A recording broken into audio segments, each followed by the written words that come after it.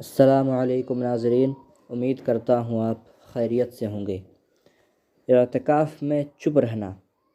بعض لوگ اعتکاف میں چپ چاپ بیٹھے رہنے کو ضروری سمجھتے ہیں، حالانکہ اعتکاف میں چپ رہنا نہ ضروری نہ محض خاموشی کوئی عبادت، بلکہ چپ رہنے کو ثواب کی بات سمجھنا مکروہ تحریمی ہے۔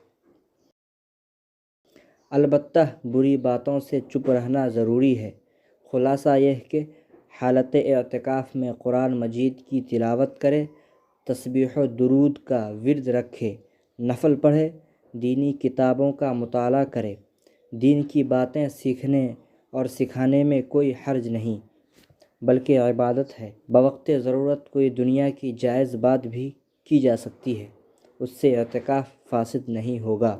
ہاں، زیادہ دینوی بات چیت سے اعتکاف بے نور ہو جاتا ہے اور ثواب کم ہو جاتا ہے۔